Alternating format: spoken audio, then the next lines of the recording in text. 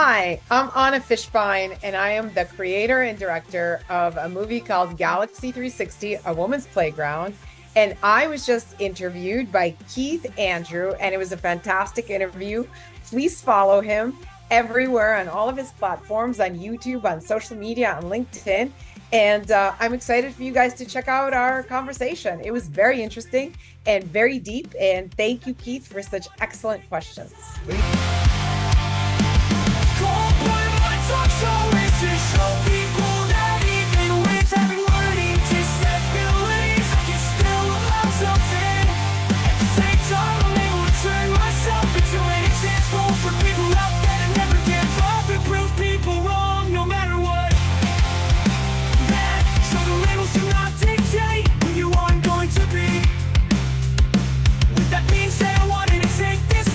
Gentlemen, I'm your host Keith Andrew, and you're watching the Keith Andrew Network. It is season 12, number 89. That's right, season 12, episode 89, also known as 1,189 episodes, all available on YouTube. You can see the best, some of the decent episodes. You can see the good, the bad, and the ugly on the Keith Andrew Network. Make sure to like and subscribe to the YouTube channel. Like I said, this is season 12, episode 89. We have a great guest. She already introduced herself. You are an actor, writer, producer, and director. So we have many things to talk about. So the first subject we're going to talk about is icebreakers. Tell our audience a little bit about yourself and the type of work that you do. So I am, like you said, an actor, a writer, a director. I have a movie currently. It's my first feature film, and it's currently screening in Los Angeles at the Lamley Theaters. So there's a screening tonight, and I'm so excited about this movie. This movie's called Galaxy 360, A Woman's Playground, and it takes place in the future where women rule the world, men dream of getting married, and it takes place over a male beauty pageant. And it's a comedy, it's a sci-fi comedy, and you live in the year 2195 and you experience the world upside down from the way that we experience it today. And I love comedy. I love also science fiction and animation. And so I'm pretty excited that it's my first feature film. I'm also really excited, which I feel it's like the holy grail for me, because the film is part of the program at the Lamley Theaters. We opened on March 6th at the Royal Lamley, and now it's playing in Glendale at the Lamley Theater. And it's different than when you first start out. You rent a theater, you bring people in. This is actually playing in the theater. And that's pretty exciting for an indie filmmaker. So I'm next to all the big movies, like the movie that just got nominated, I'm Still Here, is playing side by side by my movie. Well, pretty cool. That sounds absolutely wonderful. So the next one I want to ask you is, well, while we're on the subject, because people know I'm a talk show host with disability, have you worked with people with learning disabilities or any type of disabilities? And what are some of the big names that are in your film? I don't really know if I have, I don't really know if I have, if I haven't. And I know that people have issues, but people don't really talk about, you know what I mean? Like, people don't talk about any of their issues, or sometimes they're mental issues, sometimes they're, learning issues. Maybe like somebody has, dyslexia, or like learning, whatever their issues are. I was not privy to them. So I may or may not have worked with people with disabilities, but I can't answer that because I don't actually know. And it's an interesting question. Like, my film is very diverse, and we have people from all cultures and races and colors and all of that. And I'm very, very interested in that. And maybe for my next movie, I'll work with someone who openly speaks about their disabilities. So, Hey, yeah. if you're interested, go ahead. I'm sorry. Yeah, no, that's all I was going to say. If you're interested, I would love to work with you. Yes, absolutely. We will discuss that. Yeah. For my next project, for sure. And what are some of the cast members? Tell us more about the movie. What is the plot? Is it a big cast, small cast? It's a fairly big cast for beginning film. I mean, it was my very first feature. It has 19 actors. It had about a 30-person crew. Um, the storyline is that it's the future world. The world is divided into districts, and my character, whose name is Illumina, um, the world is divided into districts, and so she has to pick out, like just she has to go to every district across the world, across Earth, and choose the best looking and the best contestants, best male contestants. And so when the film opens, you're meeting the top 8 contestants. Not all the districts get picked. Now, like it sort of begins like if you could imagine a beauty pageant, let's say there are uh, let's say there are 50 districts. Let's say we're going to model it on the United States. And there are 50 districts, let's say. And then at the end, through the process of elimination, the round 3, round 4, round 5, round 6, round 7, you get to the final 8. And so when the movie begins, we're at the final 8. And the goal of the final 8 is to get into the final 5. And then the final 5 get into the final 3. And then you've got the winner, the second place, and the third place. And because my world is a comedy, and because my world is very, very funny, third place winner gets his ass pinched by the pageant owner. And that's a really huge deal, is for a man to get his ass pinched, because when your ass gets pinched, your social media increases. And when your social media increases, you can make more money. And so, and the second prize is that the man gets to be like an assistant for a very powerful female executive. And the first prize is he gets to win the Golden Falcon crown. It's just a giant, giant golden crown that he gets to wear. And that's really cool, because then he gets endorsement money and he gets to pose and be in all these commercials. And so it's sort of based on a female beauty pageant, but with its own sort of supernova twist. So And yeah, how's this video going to be shared? Is it going to be in movie theaters? Will it be on Apple TV? it's in movie theaters right now. So we're looking at a lot of other theaters in a lot of other states, and actually a lot of other countries. Looking at I'm talking to theaters in London and Australia, English speaking countries primarily. No, absolutely. It sounds like a great film. Everyone should definitely check it out. Yeah, for sure. You should. It's funny. So the next one I want to talk to you about is the coronavirus. How has the coronavirus impacted your life? And do you see life in a different point of view? I actually ended up working a lot during the coronavirus. I had finished the film before, and then the coronavirus gave me an opportunity to do a lot of sci-fi. I learned Adobe Premiere. I became an editor myself during the coronavirus, and I couldn't travel, so I couldn't do any of the usual ways in which I used to promote the film. I made the film better. And so for me, it had to do with my work and it had to do with my movie. Yeah, I would say the coronavirus, I had COVID twice actually. But I very fortunately recovered. But the really great thing is I got to improve this movie, and I got to create sci-fi animations, and I got to learn how to work with Adobe Premiere, and I learned a lot of incredible skills. So it was a powerful, for me, it was a powerful time. It was a time of learning and expansion in a way. No, I can relate. Unfortunately, a lot of people died during the pandemic. But if you're the type of person who never leaves home and just you work from home, it's kind of like, yes, it has its pros and the cons. The cons are, unfortunately, people pass away and you can't go anywhere, you can't go out to eat. But the pros is, at least in my case, I get to sit home and interview people and I can still work. Now, versus I used to work over at Walmart.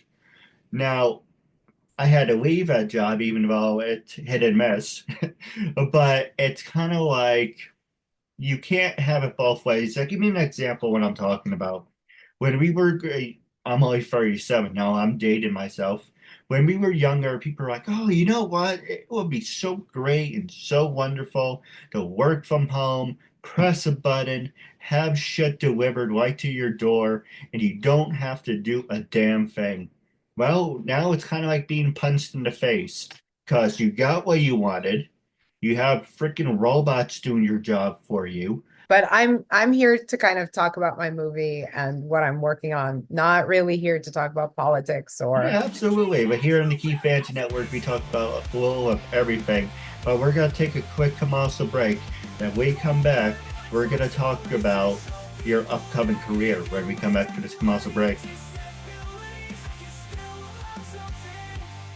We're back from the quick commercial break. It's Saturday night, and if you're a fan of Bill Maher, now available on HBO, it's Real Time with Bill Maher. And if you're actually a professional wrestling fan, make sure to go to Peacock and watch the replay of WWE SmackDown. Now, I want to talk to you about being a director. Who inspired you to become an actor and producer? um so I have been performing my whole life.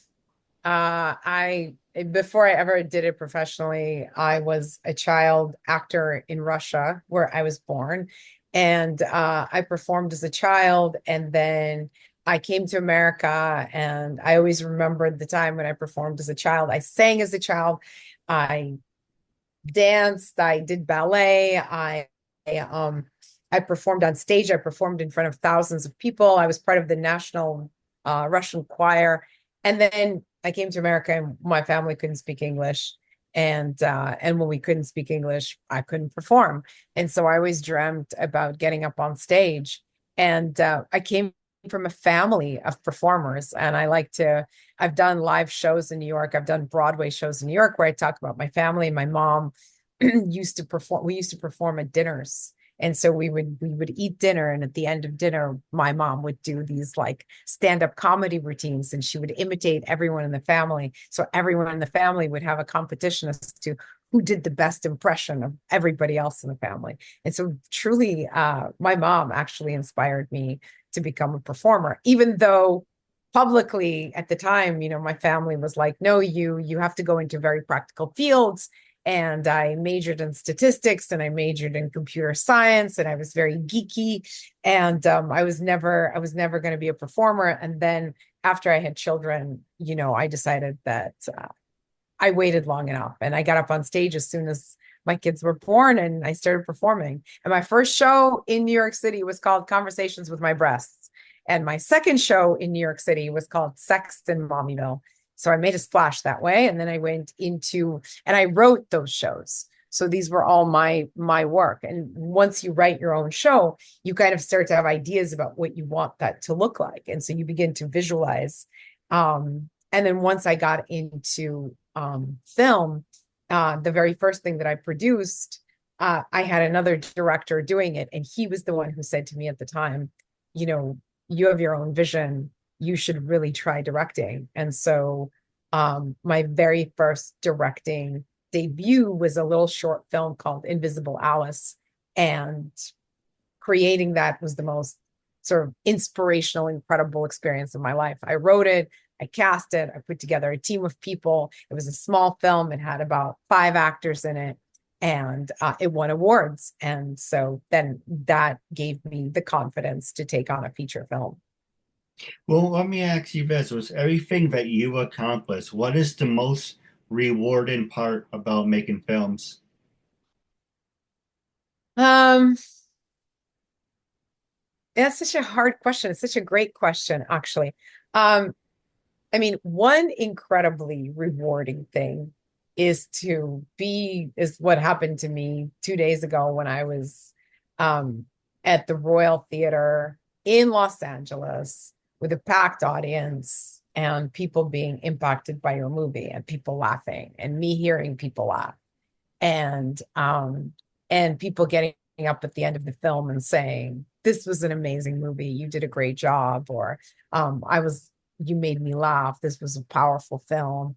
That was probably, one of my all time top nights. I've had a couple of top nights.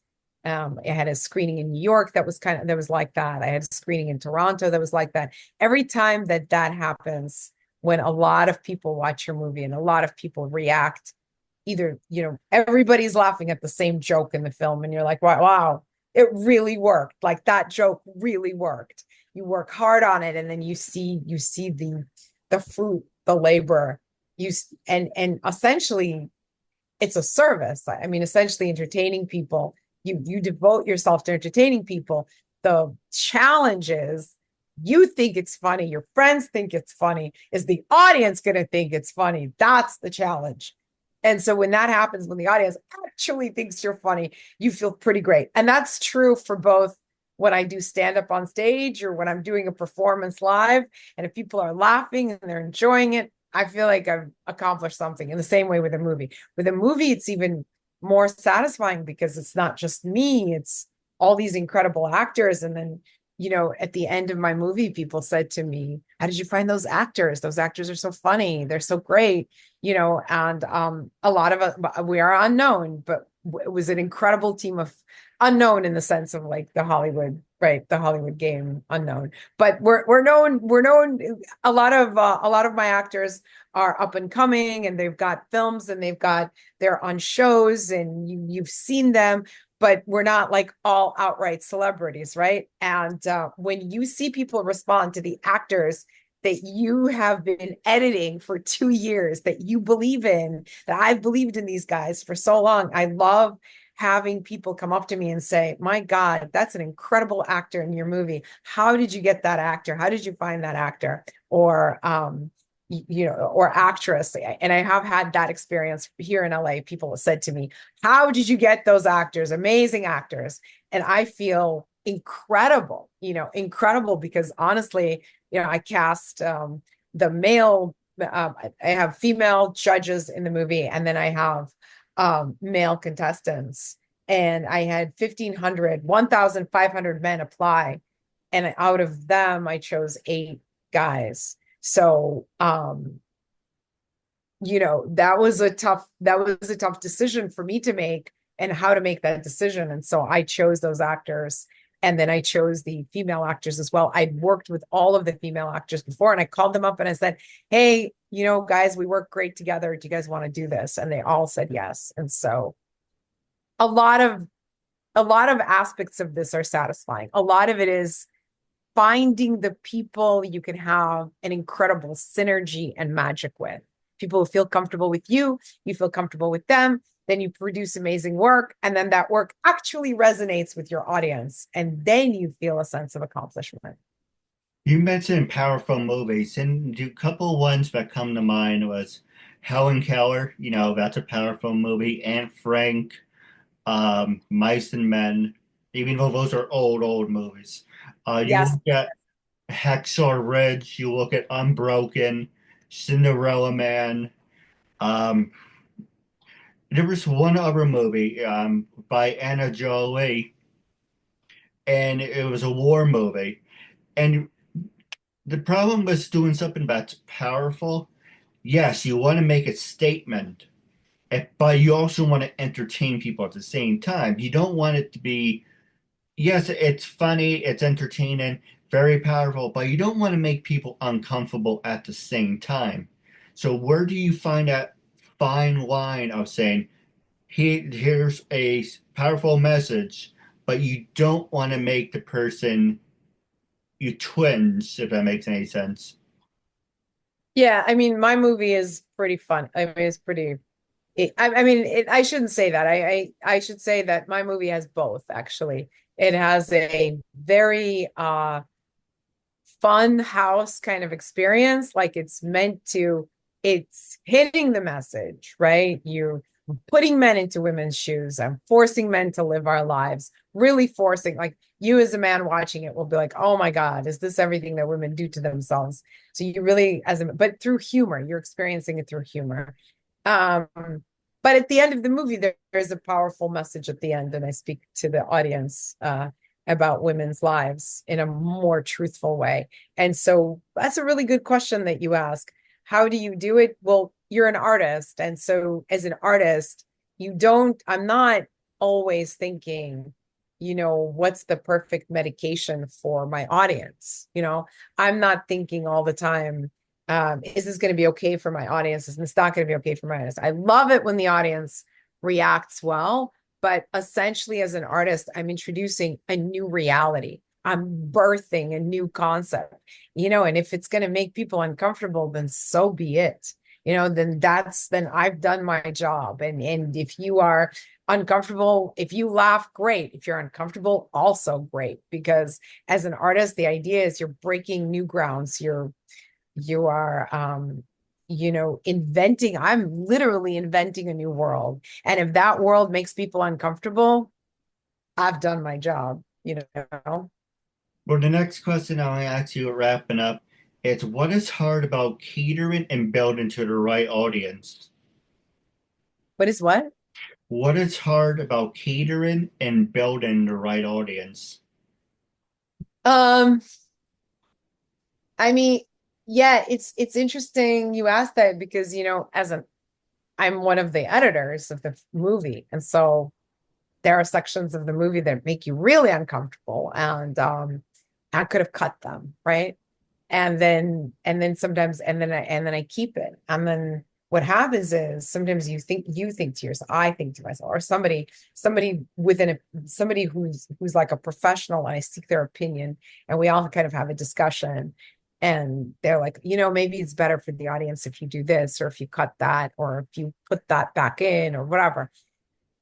What happens with the audience is a completely unexpected thing. And sometimes the thing that you meant to cut, they'll come back to you at the end and say, I love that part. That was my favorite part. And then I'll say to them, oh, I considered cutting it. They're like, no, don't you dare.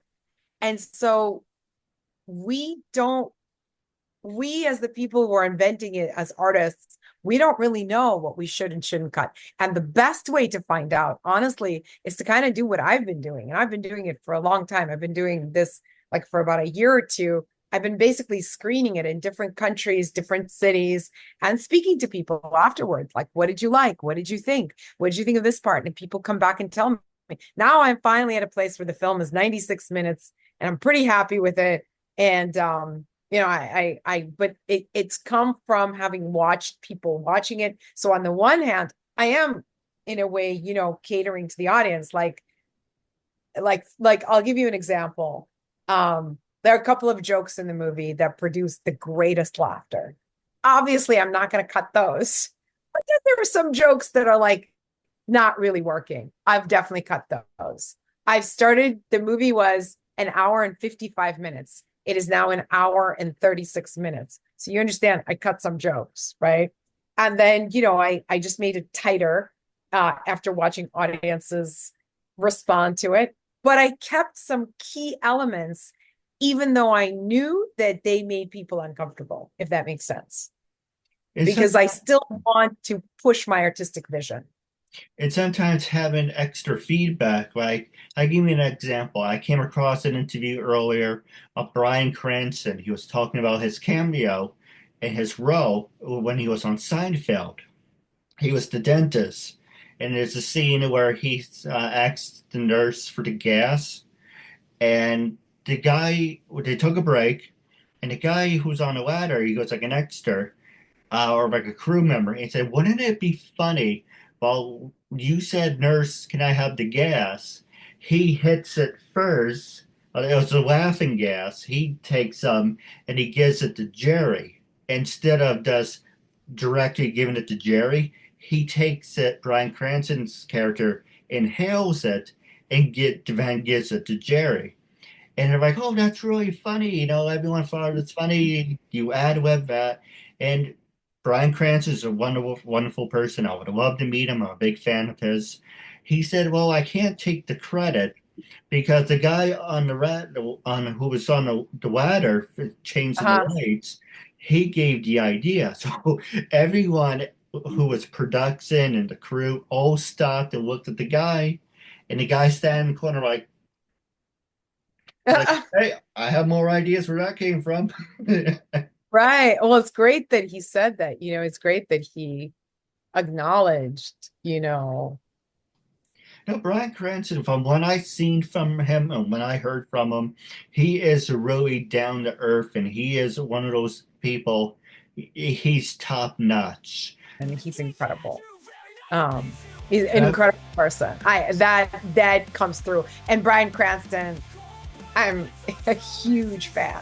Huge. I actually my son forced me to watch Breaking Bad, and at first I was very resistant. I was like, I'm not gonna see this. This is like a guy show. I'm not gonna watch this. And then, my son really convinced me, and I watched the whole show from beginning to end, and I was just in love with Bryan Cranston's acting. I think he is just a talent beyond talents. Absolutely. So yeah, in that I'm with you. Yeah, absolutely. I do have a couple questions for you off the air, but this interview will be shared on LinkedIn, social media. Our goal is to reach 500 and more views. Once we reach our goal, we will definitely do a part 2. But wrapping up, make sure to leave your comment below. And until we meet again, I catch you later. Thank you, and have a good night. Supporting me, my message is all that matters.